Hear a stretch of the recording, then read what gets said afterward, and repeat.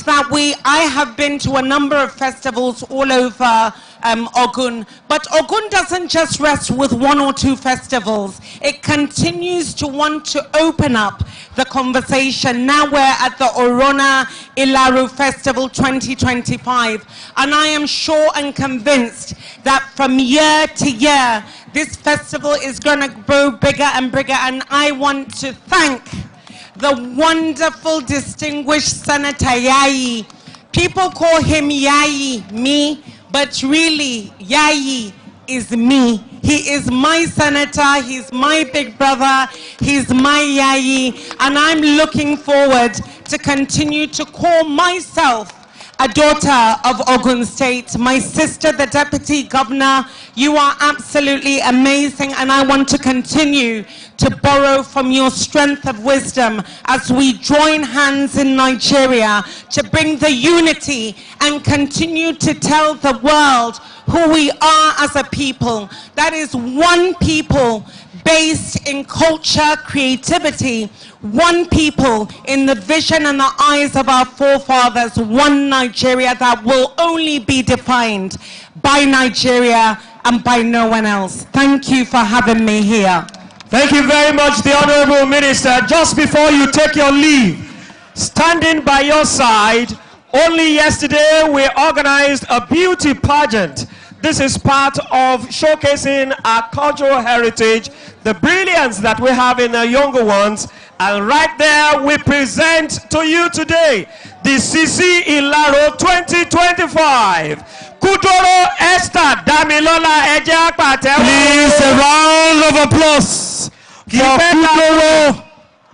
Kì í pẹ́ dá fún yan abẹ́ẹ̀rí Kúdóró ló dúró ti mínísítà kẹgbẹ́kẹgbẹ́ yìí òun ló tún dúró ti sẹ́nétọ̀ kẹgbẹ́kẹgbẹ́ yìí lágbára Ọlọ́run ìwọ náà máa di mínísítà lágbára Ọlọ́run ìwọ náà máa di sẹ́nétọ̀. Amen. All right, thank you. We appreciate you, man. Thank you, Honorable Minister. Once again, a round of applause. Once again, a round of applause for the Honorable Minister of Arts, Culture and Creative Economy, Mrs. Musa Musawa. I want to say that the Honorable Minister deserves a Yoruba name. Maybe we should give her Iwalewa. Iwalewa. Teba fọwọ́ sí ẹbá mi fún àwọn tẹ́wọ́ tó rinlẹ̀. Ẹbá mi fi yé mínísítà sí. He's not one of us. Pẹ̀lú ìdánilójú pé Ogun State, we know they carry last. Yes, indeed. Ni aṣáájú. Iwájú la wà. Now we move to the presentation of the newly crowned CC Ilaro proper.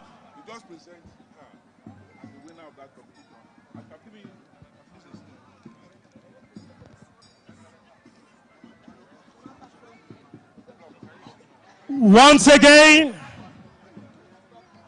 please, ẹ̀bá mi mú fún ẹ̀gẹ̀ ìbọn síwájú kẹ́. Yesterday, there was a beauty pageant. This has been going on for some time now, and this year was not an exception. Beautiful, talented, vibrant, and young damsels from Ilaro compete among themselves. And so many things are looked at before the crown is given to one of them. The one who met all the criteria is now being presented before you all. CC Ilaro 2025. Kudoro Esther Damilola. A round of applause. Pàtẹ́wọ́ tó rinlẹ̀ dáadáa fún ọmọ tó rẹwà yìí. Damilola Olúwadé Dáilọ́lá. Eléyìí ò ní jẹ́ àṣemọ nínú ayé ẹ. You will continue to rise and shine. You will continue to move from glory to glory.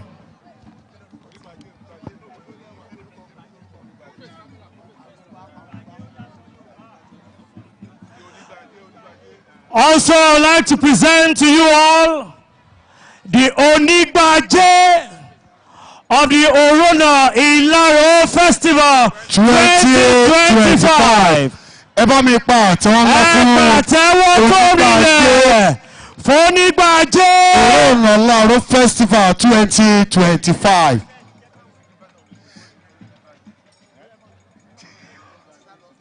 Ibikíbi tẹ́ bá ti rí gbàjé, ìyẹn túmọ̀ sí pé ajé ti gúnlẹ̀ síbẹ̀ nìyẹn. Ṣé ẹ dẹ̀ mọ̀ wípé tó lè gbé kì í ṣe gbogbo obìnrin bẹ́ẹ̀ni ló lè ru igbá ajé. Gbogbo alámọ̀ wípé obìnrin tó bá máa rúgbó ajé ó gbọ́dọ̀ jẹ́ ọmọge tí ò tí ì bàlágà. bẹ́ẹ̀ni. Ìdí nìyẹn tẹ́ bá wò dáadáa gbogbo ẹ̀yin tẹ́ wà níbí lọ́jọ́ Thursday ẹ lè testify sí ẹ lè rí pé yes ajé ó ti wọnú Ìlaró ó ti wọ ilẹ̀ Yewa ó ti wọ ìpínlẹ̀ Ògùn lápapọ̀. Ọmọ tó bá dẹ̀ máa ru igbá ajé yìí tó bá tiẹ̀ bàlágà kò gbọ́dọ̀ tí ì mọkùnrin. Bẹ́ẹ̀ni ìyẹn gangan ló ṣe kókó ṣe pàtàkì tí ì mọ ọkùnrin. Lẹ́ẹ̀kan ṣe ẹ bá mi pa àtẹ́wọ́ ńlá fún onígbàjé àrùgbàjé 2025.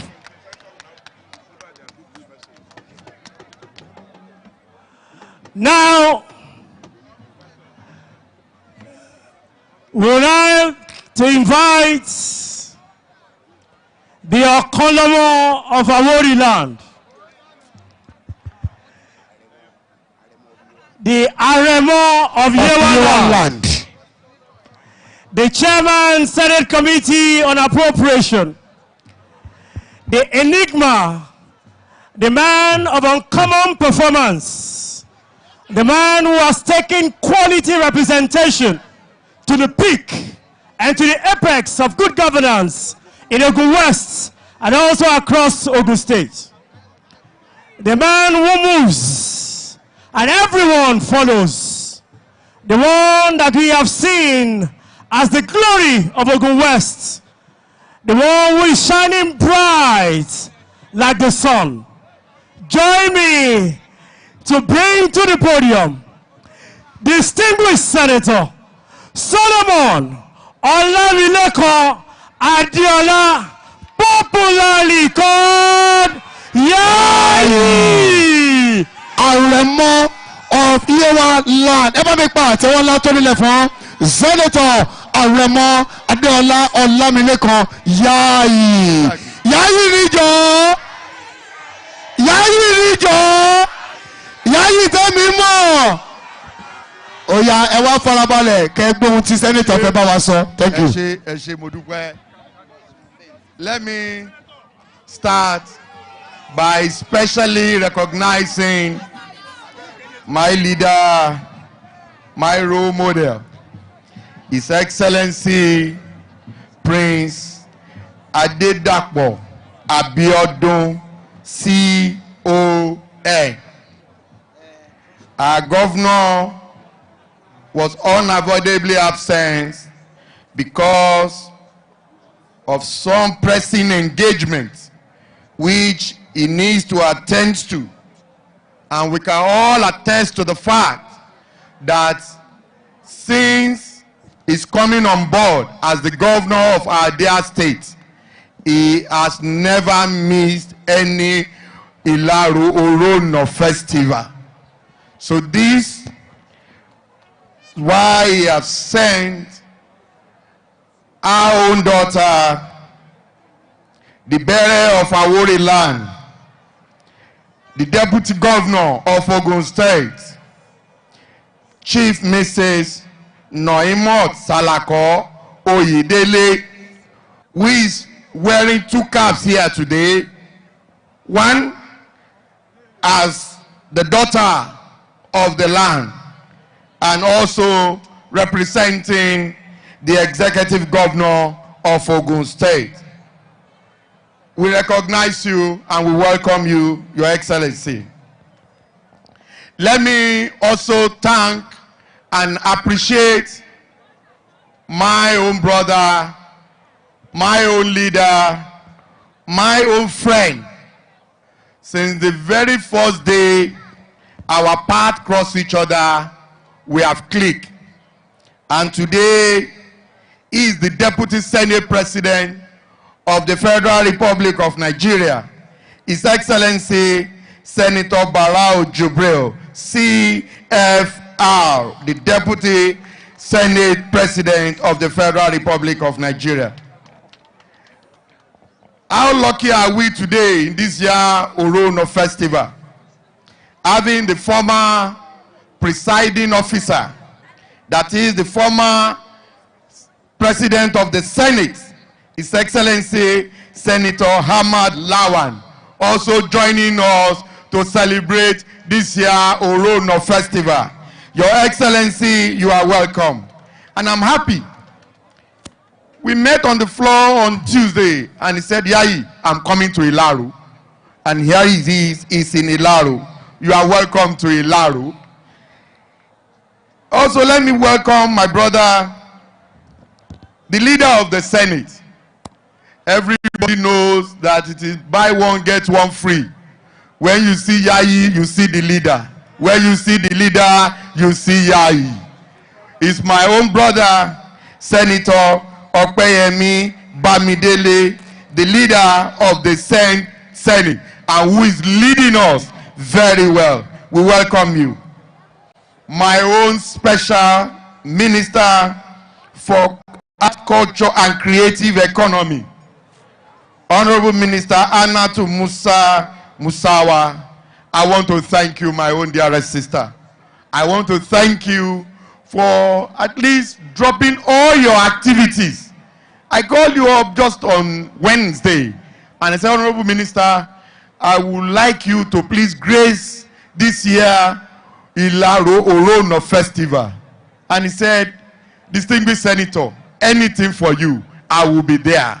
And here you are in Ilaro live and direct. We appreciate you. The KBAC appreciate you.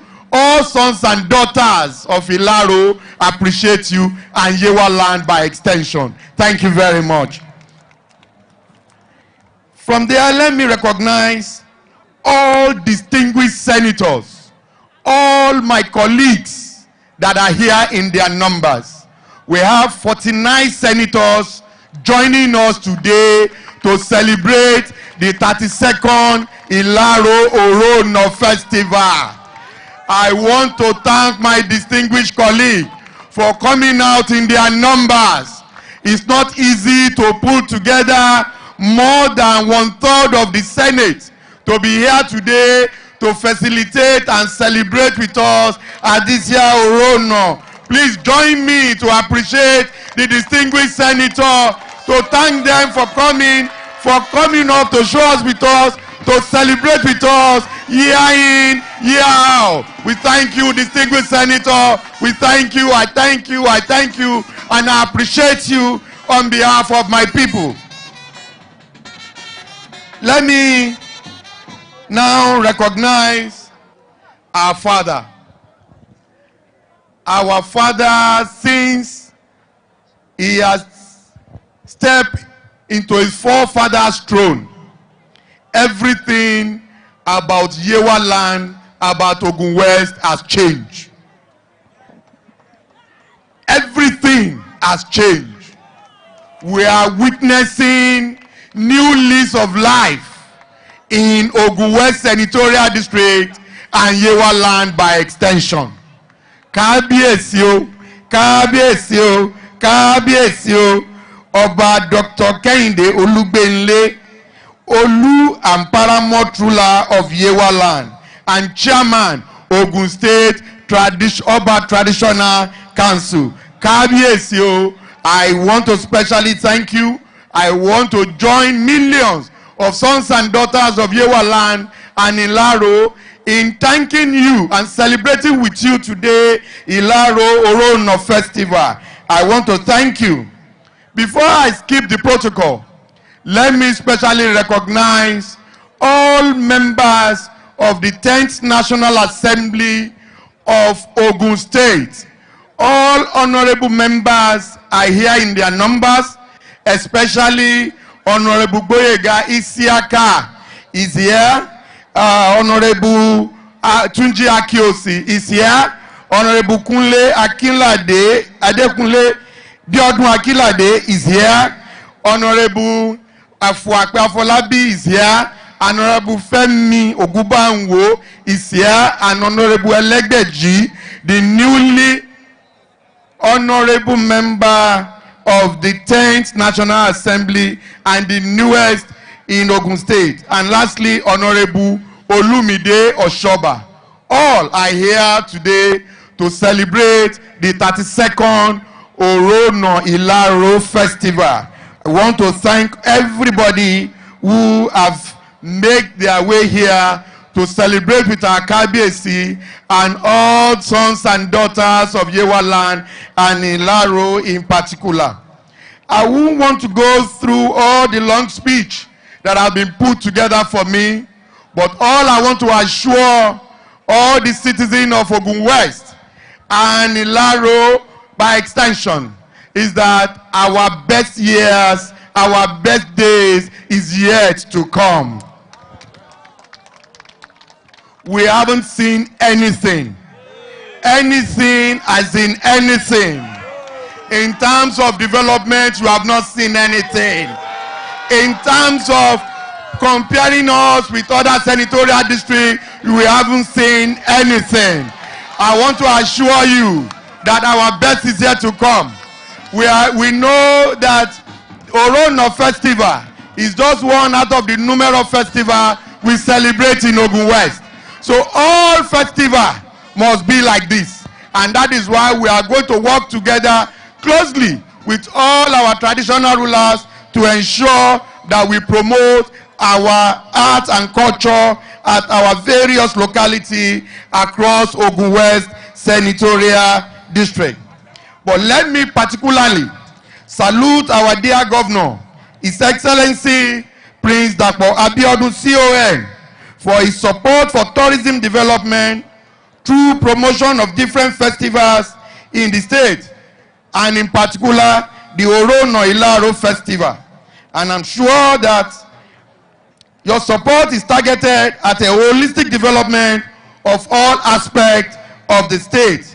In the primary area of security, your program in support of the security agencies has led to a violence-free state and a drastic reduction in criminal activities in Ogun State. Your stand commended Your Excellency for your construction project in the areas of roads, hospital, and educational institutions across the state, with a flagship project in the area of aviation through the construction and commissioning of the Gateway Cargo Airport at Ikperu. I want to say this. I don't want to go into the long list of my achievements in the senatorial district. But let me say this.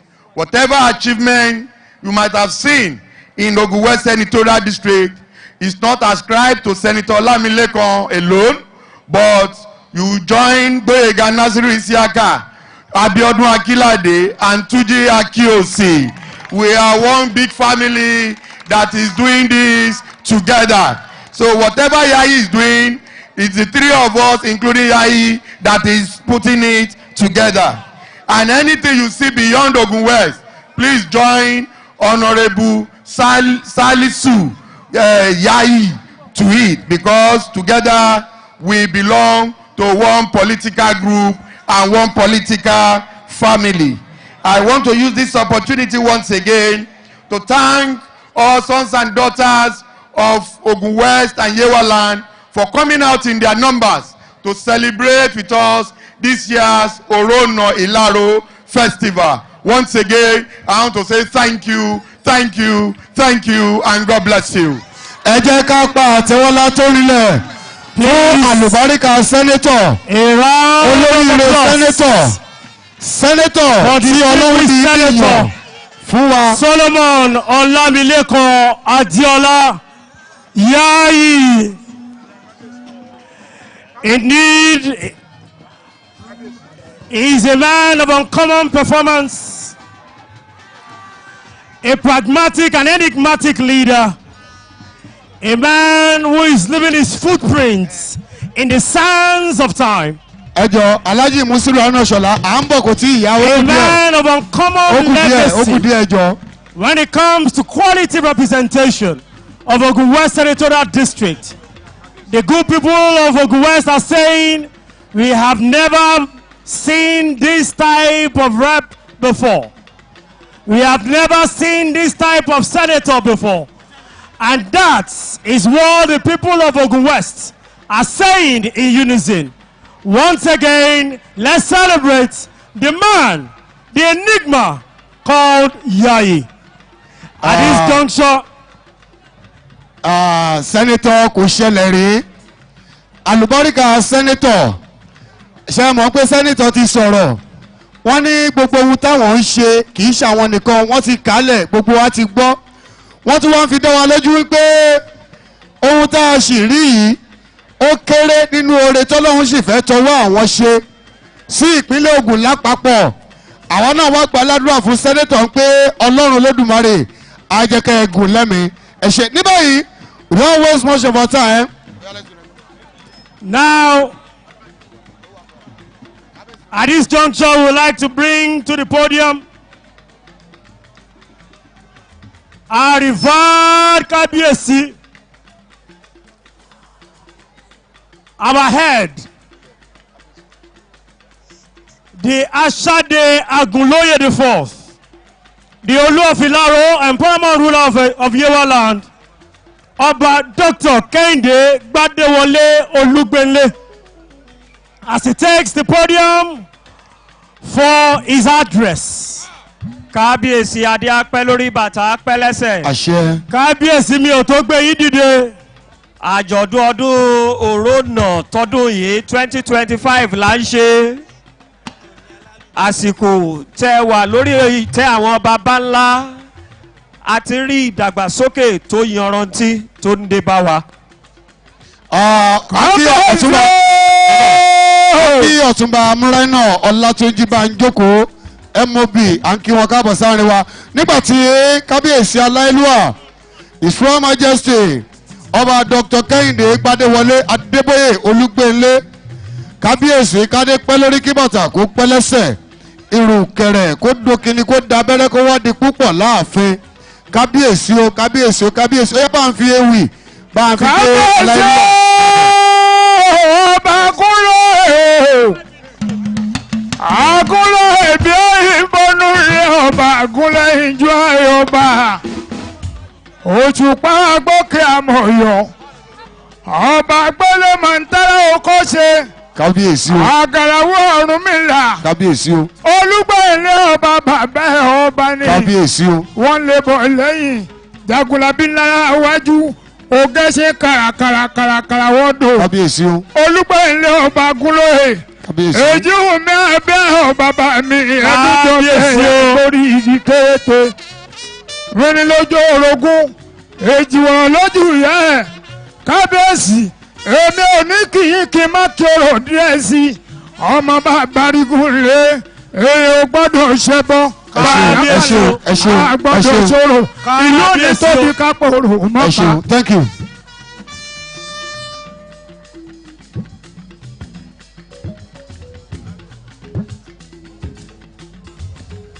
His Excellency, the Executive Governor of Ogun State, Ọmọọba Dàpọ̀ Abíọ́dún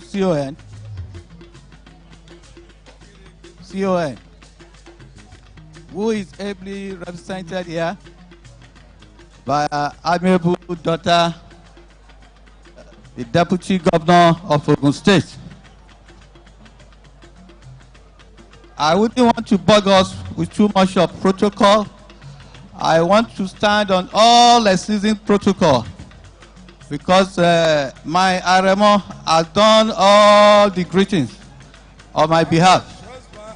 But I just have to single out our very distinguished senators from Abuja, ably represented or led by the Deputy Senate President, my very good friend, His Excellency We really appreciate you with your distinguished colleagues for consistently throwing your support behind this festival in the last 4 years. I want to thank you immensely, and for the first time I want to thank the Honorable Minister for Art, Culture and Tourism and Creative Economy, Iwalewa. I want to thank you for honoring us for the first time in this program. And I also want to thank the Director General of the National Tourism Board, who happens to be the son of the soil. I want to congratulate you on your appointment. It is my prayer that your tenure in the tourism industry will usher in more blessing, more progress to our culture and our heritage. Gbogbo ẹ̀yin ọmọ Yewaland bí mo kí pé kí ti gbé o. Ó máa gbére ní lágbára Ọlọ́run. Mo kí wa pé a kú ọdún, a kú ìyèdún. Ẹ̀mí gbogbo wa á ṣe púpọ̀ ọdún láyé o. Èyí á ṣe yìí kò ní jẹ́ àṣemọ ní agbára Ọlọ́run. Ṣẹ́rí èyí tá a máa ṣe lọ́dún tó ń bọ̀. Èmi ò mọ bí tá a máa kóra wa sí. Bọ̀ lágbára Ọlọ́run mo nígbàgbọ́ pé èmi àti ẹ̀yin wọ́n ní ṣe lẹ́yìn wa ní agbára Ọlọ́run. Ẹ jẹ́ kí a ṣe ra wa ní oṣù Ṣọ̀wọ̀. Nítorí pé ìkan tó wà wájú wa ó ju Orona Festival lọ. Ẹ jẹ́ kí ìṣọ̀kan àtẹ̀mí ìwà ìrẹ̀lẹ̀ kí ó jọba ní ilẹ̀ Yewa. Mo fẹ́ fi dá yín lójú pé tó wà wájú wa Ọlọ́run ti bá wa ṣe. Lágbára Ọlọ́run gbogbo àjọ máa gbé pọ̀ pẹ́ ni o. Mo kí gbogbo àwọn honorable wa tó wá láti Abuja. Mo kí honorable Gbénga Isiaka, Ishaq Akínládé àti Túnjí Akínòsì tí wọ́n ṣojú wa ní Abuja pé wọ́n ṣe púpọ̀ púpọ̀ tí à ń rí wọn ní ọdọọdún. Ọdọọdún là ń rórógbó, ọdọọdún là ń ráùsà, ọdọọdún là ń rọ́mọbì lórí àtẹ. Mo gbà ládùúrà pé wọn ò ní kánjú fẹlòmí rí yín pẹ́pẹ́pẹ́pẹ́ rí yín pẹ́pẹ́pẹ́pẹ́. Mo kí gbogbo àwọn honorable Elémídé and all your distinguished colleagues from the State Assembly. We appreciate you for always being there for us. It's my prayer that the Almighty God will grant us the grace to witness many, many, many more years. To all my Kábíyèsí colleagues here, wọ́n ní eégún ńlá ló ń kẹ́yìn ìgbàlẹ̀. Kábíyèsí, Kábíyèsí, Kábíyèsí, kádé pẹ́ lórí, kí bàtà pẹ́ lẹ́sẹ̀. Ní agbára Ọlọ́run, ní agbára Ọlọ́run, ní àṣẹ Èdùmàrè, àjọ tẹ ilẹ̀ yìí pẹ́pẹ́pẹ́pẹ́ pẹ̀lú okun àti agbára tó le. Gbogbo ìletò tí ẹ jọba sí ní agbára Ọlọ́run, ìdàgbàsókè sí rere àtúbọ̀ wọ̀ ìlú. Àìsàn tí ò gbógun ò ní ya ìlú wa ní agbára Ọlọ́run. So mo kí Kábíyèsí wípé ṣe púpọ̀ púpọ̀.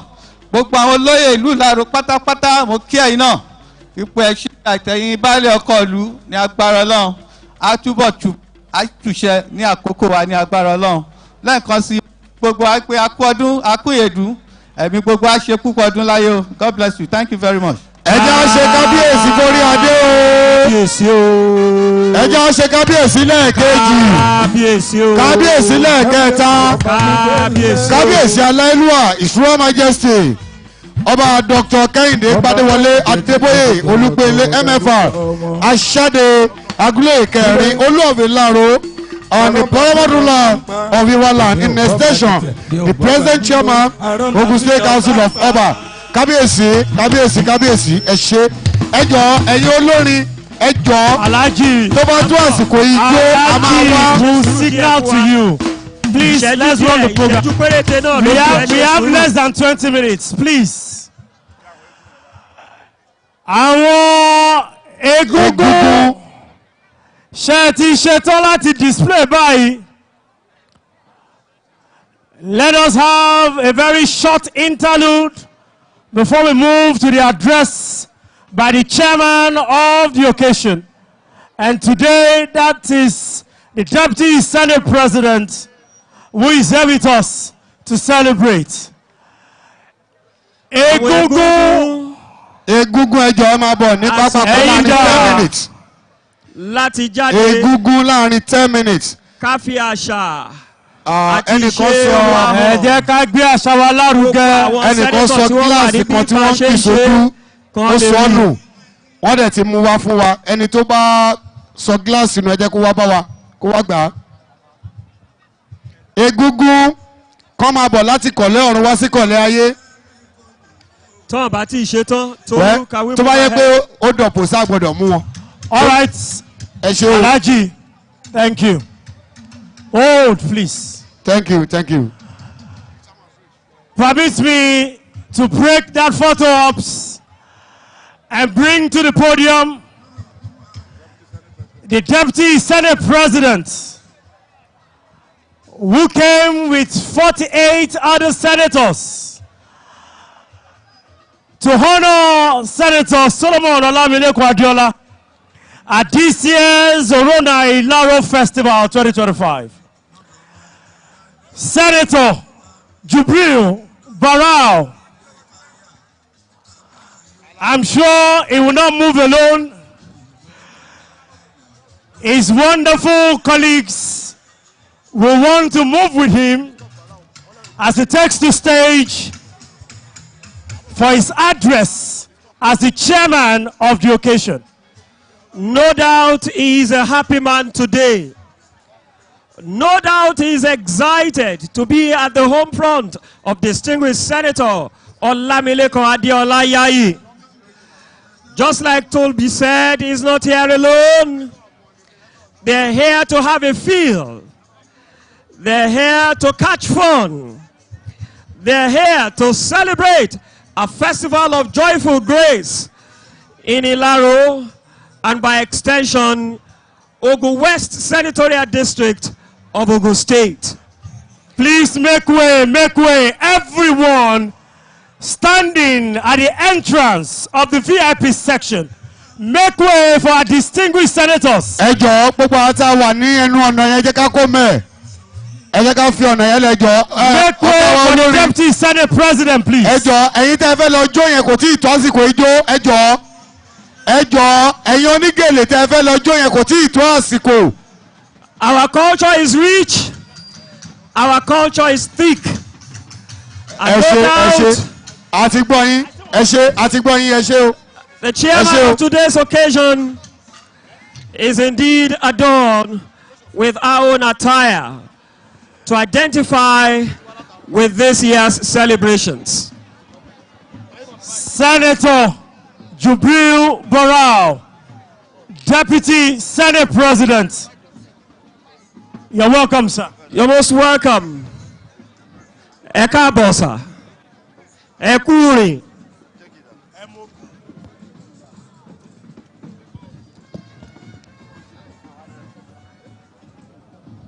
Your Excellency,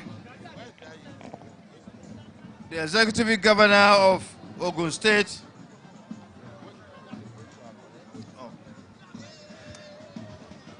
Distinguished Senator Yayi, please. You're also expected to be here to be part of this speech by the chairman of this year's Oronna Day Celebrations.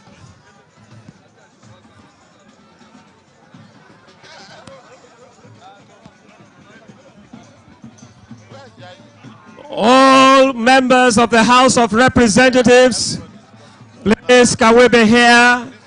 This is a legislative address, either at the red chambers or the green chambers.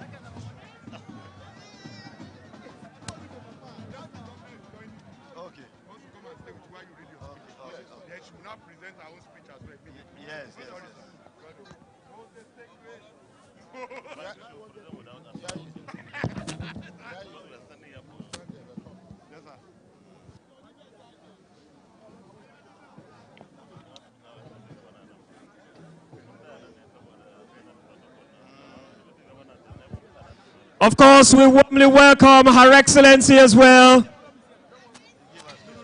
the Deputy Governor of Ogun State,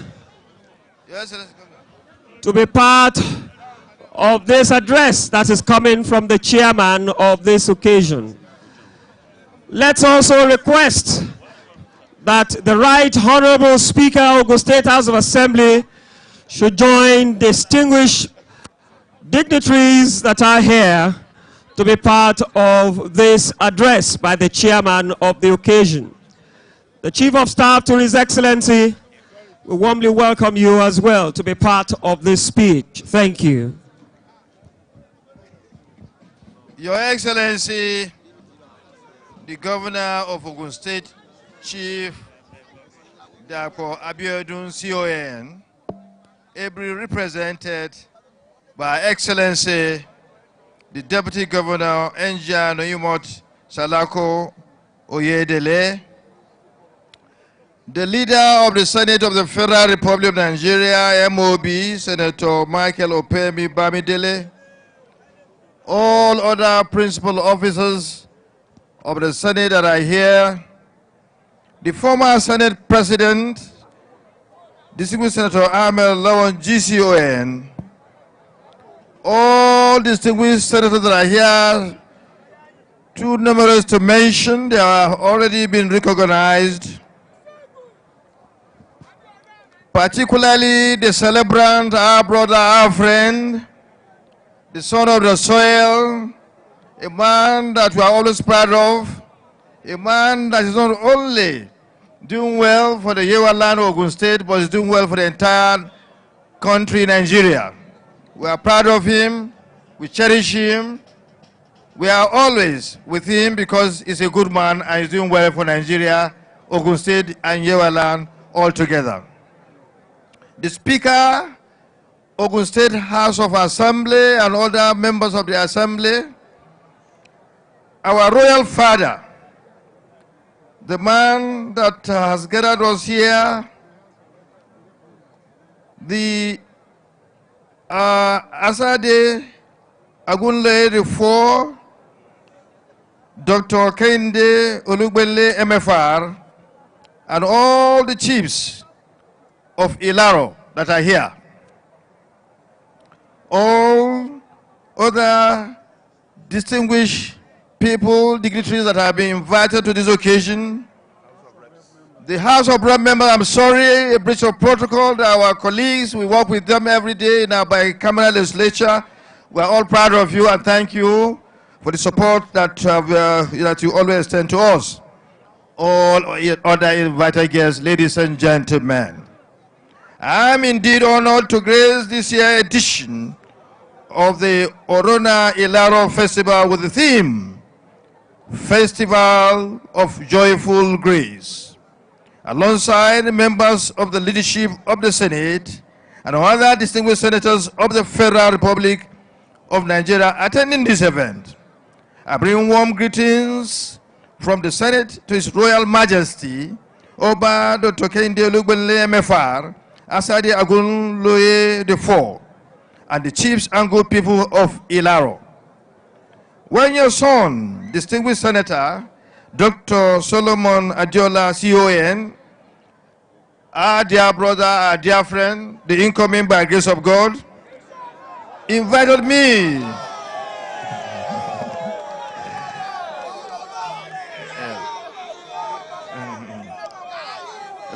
wait, let me tell you, the way the man is well put in place in the nation, by the time our prayers are answered, he will not only utilize your resources, but you bring resources from the federal, from the center to help you. So, when he invited me for this year's edition of the Oronna Ilaro Festival, I was not in any way surprised, as we have been together in the service of the nation for a long while. And he can take certain liberties with me. Indeed, this is not the first time he's invited me to Ilaro for a similar occasion. About a year ago, I was here in Ilaro to participate in his empowerment program that I dubbed Super Duper Empowerment. So super, the first of his kind in the entire country. The first of his kind. And he told me, this is just the beginning of a beginning, that more and more are yet to come. Inshallah. I am happy to associate with his efforts to develop this area and people, as well as showcase what effective representation can do for a people. I am informed that the Oronna Ilaro Festival is celebrated in Ilaro annually to preserve, uphold, and celebrate the rich cultural heritage of Ilaro and indeed other Yewa people. It has also been celebrated as a fulcrum to promote unity and self-help development among the people. All these are laudable objectives which can engender holistic socio-economic development in addition to initiatives of the government at all levels. I am therefore happy to join you in the grand finale celebration of the week-long festival, which is now in its 32nd edition, with endorsement by the federal government as a national tourism festival through the Nigerian Tourism Development Council, NTDC. That's why you have the minister here. She's here because of the importance of this wonderful festival. Let me put it on record that tourism, which is part of what we are celebrating today, is an important part of the Renew Hope agenda of President Bola Ahmed Tinubu. Tourism forms part of the development agenda of the creative industry under the Ministry of Art, Culture and Creative Economy. The ministry under Hannatu Musa Musawa, my sister, last September launched a 100 billion creative economy growth plan. The plan, when fully implemented, incorporated tourism festival like Orona Festival as a means of growing the GDP of our nation. So, beyond the festivities associated with the festival, there is an important socio-economic importance derivable from it. Your Royal Majesty, Oba Olugbele, and other royal fathers here present, let me assure you all that the Senate and indeed the National Assembly will always support initiatives of national institutions in the area of development. In this wise, the Constitutional Amendment Committee of the National Assembly that I chair is in the final stages of fashioning out possible constitutional roles for our traditional rulers in the scheme of our government. We shall do that by the grace of God. Such will come to pass under the New Hope Agenda administration of President Bola Ahmed Tinubu. We at the National Assembly will continue to legislate and support all initiatives that will bring succor and development to our people and the nation. We call on our traditional rulers and their subjects to continue their support for the reformist administration of President Tinubu as we chart a new course of sustainable development for our country. KBAC, I want to specially congratulate you on the celebration of yet another Oronna Ilaro Festival. I commend your resilience and focus on laudable development initiatives for your people. On behalf of all distinguished senators, and indeed the President of the Senate, who wanted to be here himself, and members of the House of Representatives of the National Assembly, I congratulate you and felicitate with your Royal Majesty on this occasion of joyful grace. I pray that you will live long to see the greatness of your sons and daughters. Thank you, and God bless all of us. Thank you very much. Thank you very much, the chairman of this occasion. And quickly, we will be inviting Her Excellency, the Deputy Governor of Ogun State, who is standing in for the #1 citizen of the Gateway State. Ogun State is rich in culture. Ogun State is first when it comes to the organization of festivals like this. Not only in Ogun West, we have in Ogun Central, we also have an extension in Ogun East.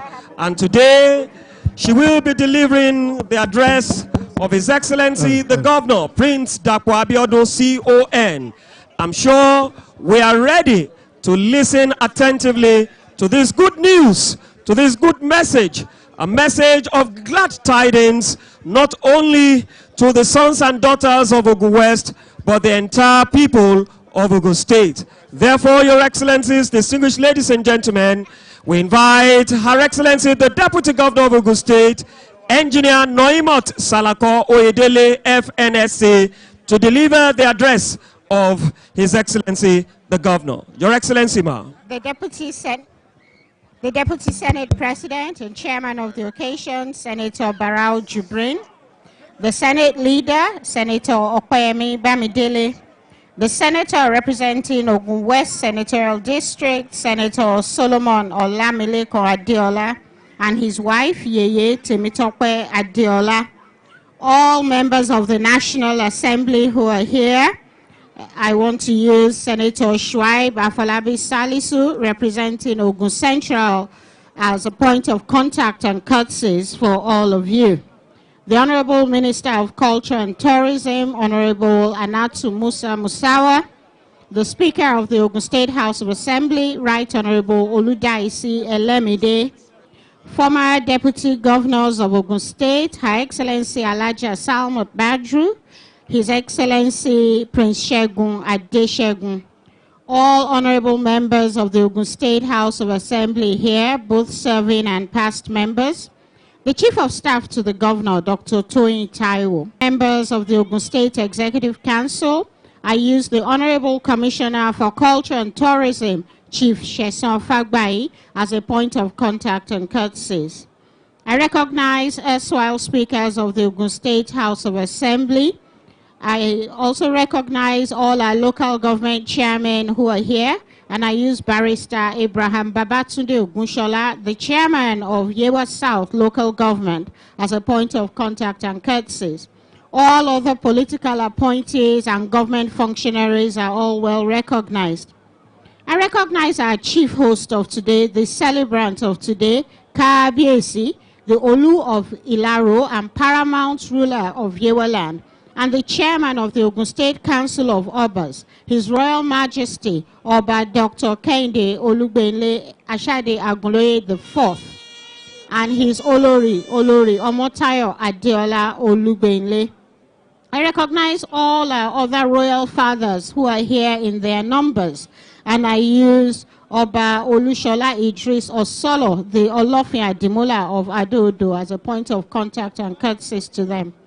I recognize all our bales who are here. Aro Baleo. I recognize all our leaders, members of the Governor's Advisory Council, party leaders, elders, all chiefs of Ilaro and of Yewaland. You are all well recognized. The chairman of the planning committee for Orona Festival. I just called him the permanent chairman or chairman emeritus, Otumba Leko Atsuni.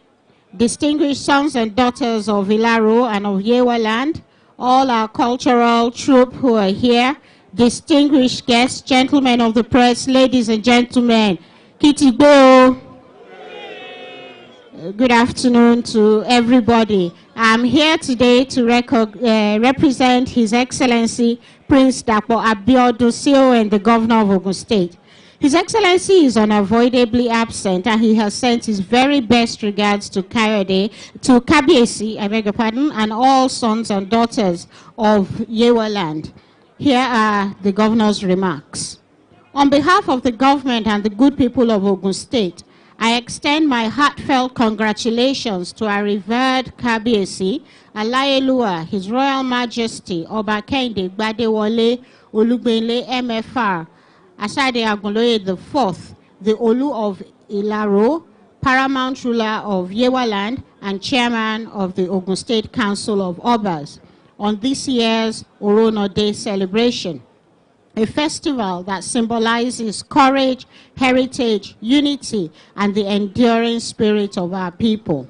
I equally congratulate all the other Kabiesis present, all the chiefs, sons, and daughters of Ilaro, and the entire Yewa Kingdom on this auspicious occasion. I warmly welcome the Deputy President of the Senate, distinguished Senator Barau Jibrin, and all members of the National Assembly who have come in their numbers to Ilaro to celebrate with us. I also warmly welcome and thank the Honorable Minister for Arts, Culture and the Creative Economy, Barrister Hannatu Musa Musawa, and her team for identifying with us in Ogun State and for being a strategic partner in the development of our culture and tourism economy. Indeed, we are proud to call her a daughter of the soil. Distinguished ladies and gentlemen, this gathering offers us not only an opportunity to honor the legendary warrior Orona, but also to celebrate the growth, strength, and renewed socio-economic ambition of Ilaro as the gateway to the development agenda of Yewaland. Oronna Day is more than a festival. It is a reminder of who we are, determined, courageous, strategic, and united. The story of Orona, the valiant defender of this land, remains a powerful symbol of leadership, sacrifice, and community service. As Professor Toyin Falola, one of Africa's most renowned historians, reminds us, a people without the knowledge of their past are like a tree without roots. It cannot stand upright in the storm. Today, we stand firm because Orona laid the foundation of our collective identity.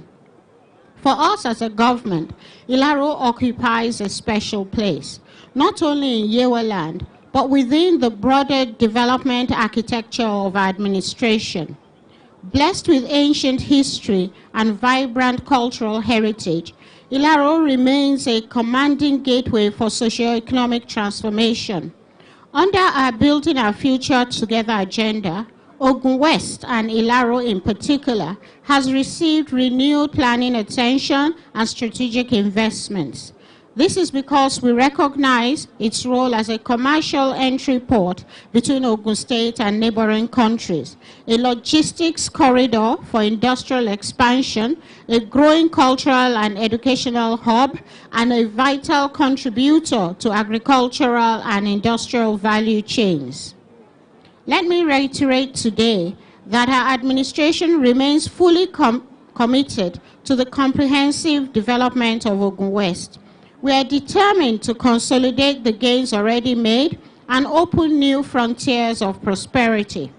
As we celebrate Oronna Day, let us remember that festivals like this are not merely cultural displays, they are collective responsibilities. They remind us that unity, peace, and collaboration remain the bedrock of sustainable development. Before I conclude, I extend profound appreciation to the good people of Ilaro and indeed all of Ogun State for their continued belief and trust in our administration. I encourage everyone to participate actively in sustaining our rich heritage, just as we are doing today. I assure you that we remain committed to creating policies and programs that uplift our communities. We'll continue to listen to your voices, engage your ideas, and advocate for the resources you truly deserve. Once again, I congratulate our revered Kabiyesi Alayeluwa, His Royal Majesty Oba Kehinde Gbadewole Adeboye Olugbenle MFR, the Ashade Agunloye IV, and all sons and daughters of this ancient kingdom at home and in the diaspora on the celebration of the 2025 Oronna Day Festival. I commend the organizers of this celebration for their commitment to preserving and promoting our cultural heritage, and I'm pleased to announce a donation of 50 million naira to the committee. It is my prayer that we continue to live in unity and peace to the glory of Ogun State and Nigeria at large. I wish you all a joyful and memorable celebration. I thank everyone who has come from far and near, and I wish you safe journey back to your various destinations. Lágbára Ọlọ́run ní ọdún tó ń bọ̀, ojú gbogbo wa náà ló máa pé tí a tún máa ṣe ọdún yìí. Ọlọ́run á jẹ́ ká ṣe ọ̀pọ̀lọpọ̀ ọdún. Kábíyèsí ọdún ayabo. I thank you all very much. Ìgbéga ìpínlẹ̀ Ògùn àjọṣe gbogbo wa. Thank you very much. Listen. Hold on, please. For the Deputy Senate President. Listen. In my speech, I forgot to announce the donation we want to make in respect of, this arrangement. You can see that you have a mini senate here. Almost 1/3 of senators are here. So this is a mini senate of the Federal Republic of Nigeria. For that reason, we are going to donate a sum of 100 million naira.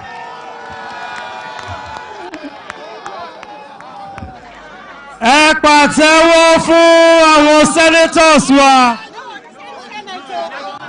Please, let us rise for the national anthem. Wait. Including House of Representatives. Because they are brother, they are friends, we work together with them. 100 million from National Assembly. Ẹ pàtẹ́wọ́. Distinguished members of the National Assembly, both senators and members of the House of Representatives have donated a whopping sum of 100 million naira.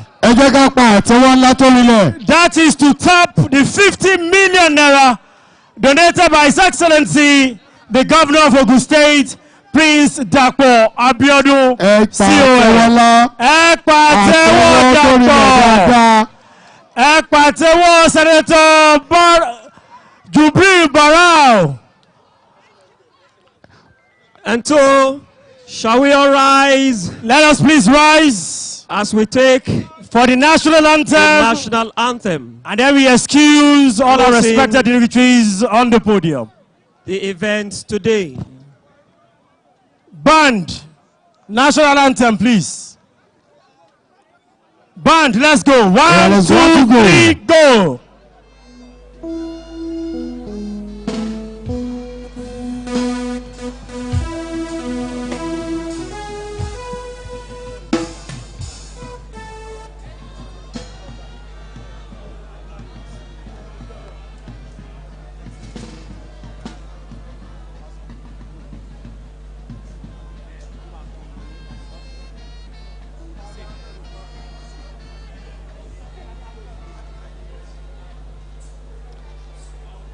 Akorire o Musili oye ẹjẹ àdàlúbọlẹ̀ káríyá wa bẹ̀rẹ̀. Àdàlúbọlẹ̀ gbogbo club and association ẹ máa lọ sí ojú Orona ní ìgboro.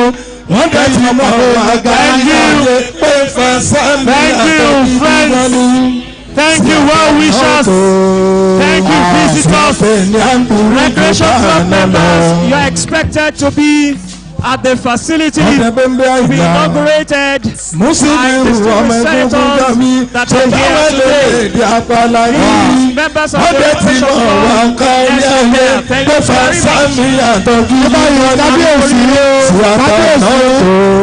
Senator Solomon Adeola Lamilekan Yayi àti àwọn senator àti àwọn House of Assembly wọ́n lọ síwájú Alhaji Musili Oronna Ìṣọ̀lá láti lọ fẹsẹ̀ ra ijó ọdún. Láti lọ jó ijó ọdún kábíyèsí ló máa ṣáájú ijó ká máa lọ síwájú Alhaji Musili Oronna Ìṣọ̀lá láti lọ jó ijó ọdún. Ẹgbẹ́ olóúnjẹ wọn láwọn ń dúpẹ́ lọ́wọ́ Yayi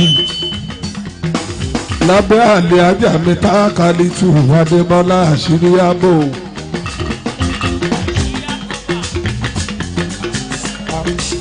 Alájà àṣírí ààbò máa gbọ́.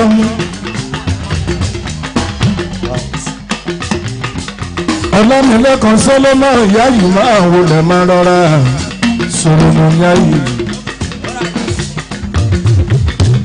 Ẹ jẹ́ kó máa lọ bẹ́ẹ̀ àwọn ẹgbẹ́ olóúnjẹ ló ní kí n wí pé Yayi ni Yayi ni Yayi ni Yayi ni Yayi ni Yayi ni Yayi ni Yayi ni Yayi ni Yayi ni.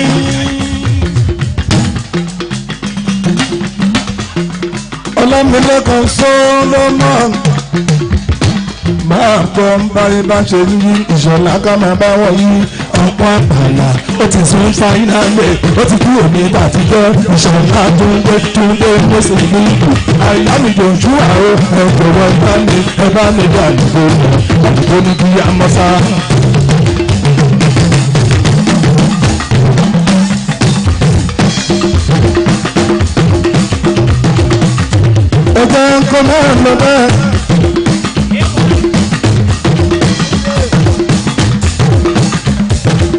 àlẹ́ àgbà àṣírí àpòtá kàlùkù ọ̀nà dúró. Ẹgbẹ́ olóúnjẹ ẹ̀sọ́ fáàlì àjàgbé kó máa lọ bẹ́ẹ̀ sọ́lọ́jà sọ́lọ́jà ọ̀nà sọ́lọ́jà ọ̀nà sọ́lọ́jà ọ̀nà sọ́lọ́jà lẹ́bí àjà ọ̀nà sọ́lọ́jà ọ̀hàkọ́lì jù bá gbé bọ́lá ọ̀nà sọ́lọ́jà òun ló lórí wa ọ̀nà sọ́lọ́jà gbogbo ló ń yọ ọ̀nà sọ́lọ́jà gbogbo yé wa ọ̀nà sọ́lọ́jà àbíyájà ọ̀nà sọ́lọ́jà àbíyájà bá àgbálù tún máa ń bọ́ tó bá wá ṣe bẹ́ẹ̀ mẹ́lẹ̀ nílé káàkà nítú gbogbo lọ́n dúró. Gbogbo ẹgbẹ́ olóúnjẹ ògbérin tàbẹ́ ògbérin.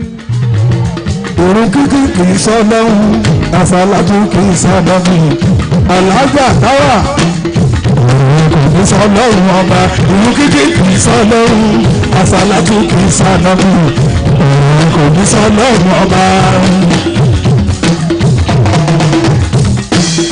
Ọ̀rọ̀ ẹ kò ní sọ lọ́hùn ọba.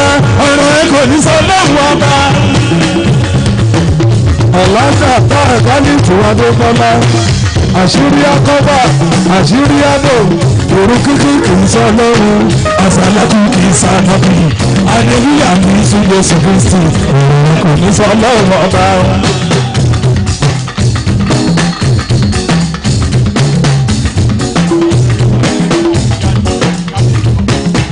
Mùsùlùmí bàbá Túndé.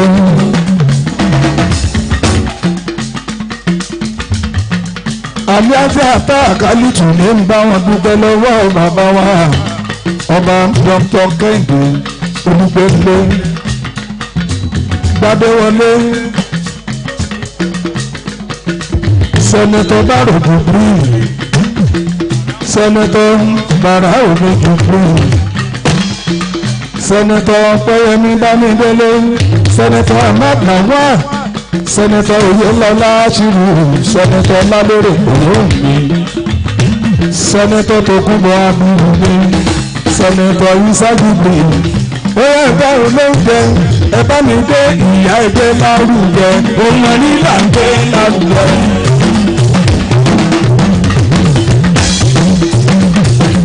Bọ́lọ́sọ̀ kò ní màmá káyì àní màmá. Bóyá àṣírí ọ̀fọ̀jú sọ fún wọn dúdú.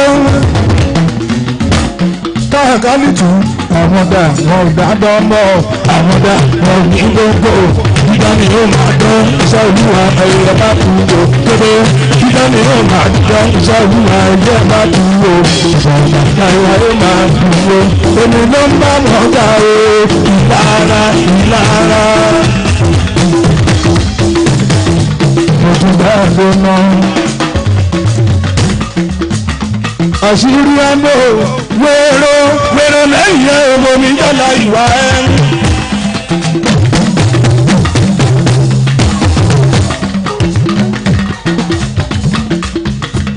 Àwọn màmá wa gbogbo ìyálọ́jà gbogbo yé wa ìyálọ́jà gbogbo yé wa gbogbo Ògùn State ìyálọ́jà máa ń sọ fún wọn wípé ìyálọ́jà máa ń mọ́ Yẹ́misí Abbas àbí àjà Yẹ́misí Abbas ìwọ sọ fún wọn wípé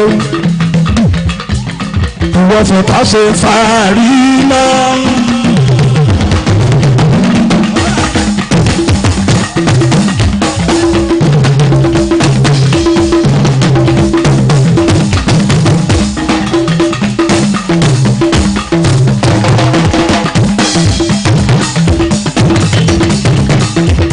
Ìyálọ́jà Yẹ́misí Abbas ẹ̀yin ti yá yìí ẹgbẹ̀rin bàbá ògbóni ẹ máa gbọ́. Yẹ́yì ló mí aṣọ yẹ́yì ló mí aṣọ yìí ló mi àṣẹ ìyá yìí ló mi àṣẹ gómìnà Ògùn gómìnà yìí ó ìyá yìí ló mi àṣẹ. Oya Adéyọlá ń dúró gírí yóò jáde dúró gírí. Solomon Yayi nítorí pé mo lọ́gbọ́n lórí dúró gírí àti wípé mo lérò lẹ́yìn dúró gírí. Ọ̀rọ̀ yìí á dàbí wo tó bá sọ pé ò ṣe mọ́. Muslim Yayi ló lè ṣe ń ṣe mọ́. Solomon ló lè ṣe tí a bá ń fẹ́. Yayi ló lè ṣe ń ṣe mọ́. Solomon ló lè ṣe tí a bá ń fẹ́.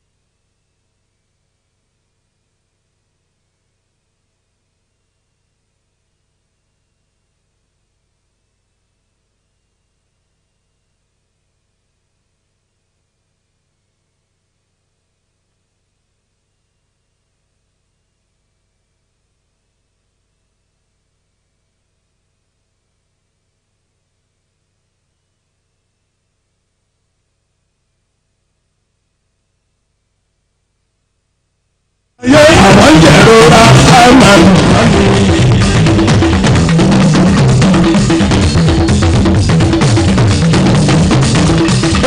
Ẹgbẹ́ olóyúnjẹ ọwọ́ ìgbà ẹ̀jẹ̀ karọ̀wọ́ yìí o.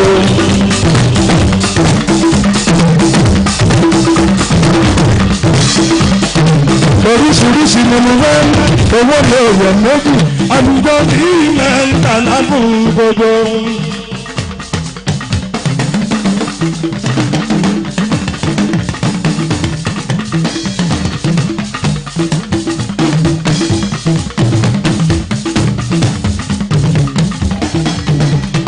Mo fún bàbá àlùjọ mo fẹ́ àlùjọ mo fẹ́ àlùjọ mo fẹ́ ẹ fún mi lálùjọ o fún mi nílùú ká ń gbà sí ya.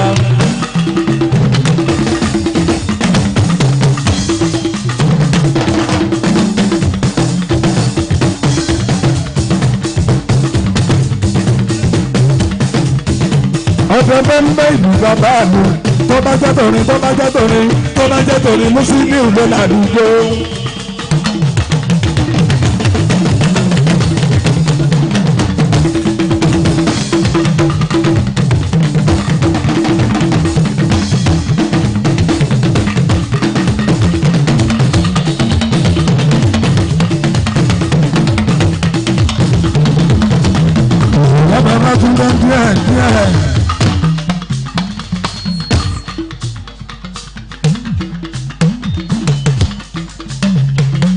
Ẹjẹ́ wí náà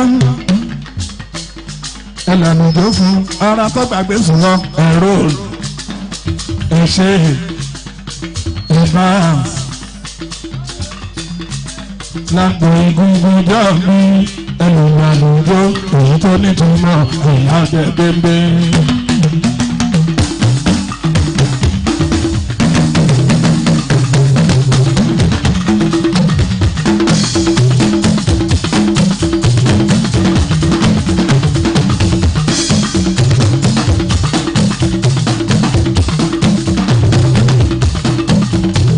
Ṣájọ́ máa ṣàmọ̀gbó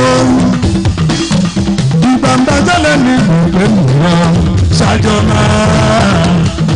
máa ṣàmọ̀gbó ọ̀gẹ́.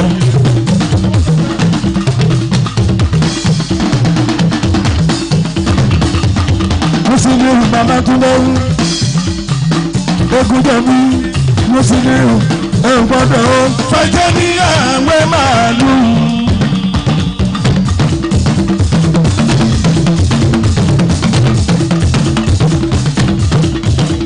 Bàbá ṣe bẹ̀rẹ̀ ọmọdé pátápátá.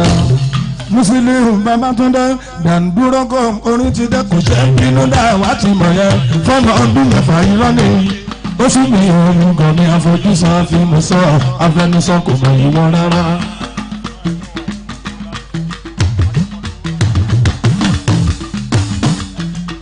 Àṣìmọ̀ lọ́wọ́ tọ̀kẹ́tọ̀kẹ́ láti fọ́ ló ti wá. Àṣìwò lọ sẹ́rí àtọ́tọ́ láwọn máa dá fún wọn ọ̀rọ̀ mi tọ́ lóhùn wọn ò lẹ̀rù kí ni ó ti ṣe àjínigbé ṣe ń dọ̀kọ ẹ̀wọ̀n mi àyà tó ń sọ fún lọ́dún pé kú jáde.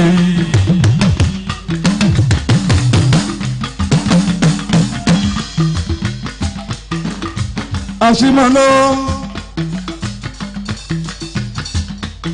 bákùkù adìyẹ bá ń kọrin ìṣàyàn tó gbẹ̀kú lẹ́yìn ni ó sọ pé ta nìyẹn wọ́n kéré sí nọ́mbà.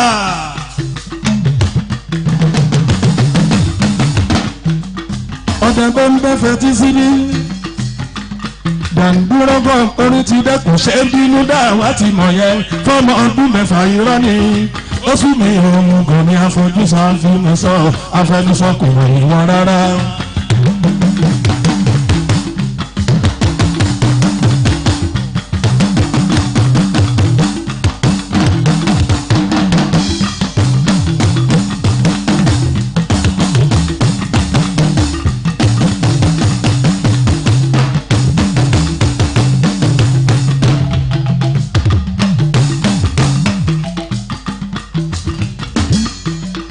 Àṣìmọ̀ ló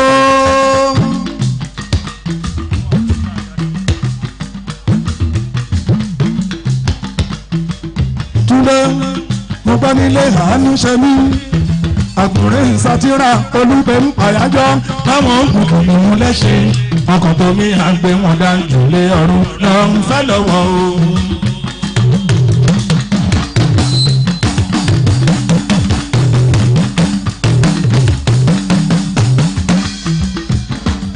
Bàtúndé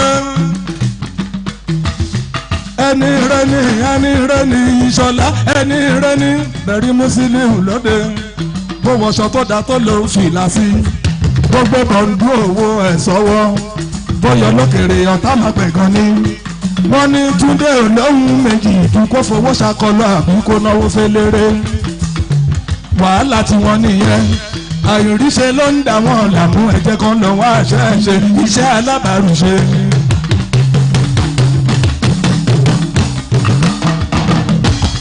ẹkún tàbí àmọ́ tẹ máa ríran tẹ máa ríran kò ì tó tẹ máa ríran wò kò ì tó.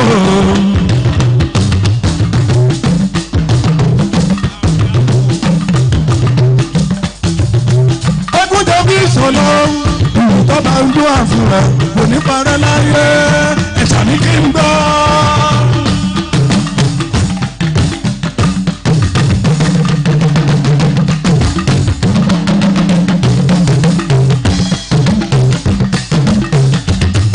kan nínú lásán wọn ò lè rọ́nà gbẹ̀ngà ọba tó ṣe ní bọ̀ wọn ṣọlá àwọn onítakùnà àtọ́ láwùjọ olórin. báyìí bá ṣe níye ìṣọ̀lá ká máa bá wọn ní ọgbọ́n àpàlà ó ti sún fáínálì ó ti kú òní tàtijọ́ ìṣọ̀lá Túndé ló sì nílò àìlámìjọ tú ẹ̀rọ ẹ̀jọ̀wọ́ ẹ̀gbẹ́ mi dànù gbọ́dọ̀ àlùkò ní kí á mọ́ sá.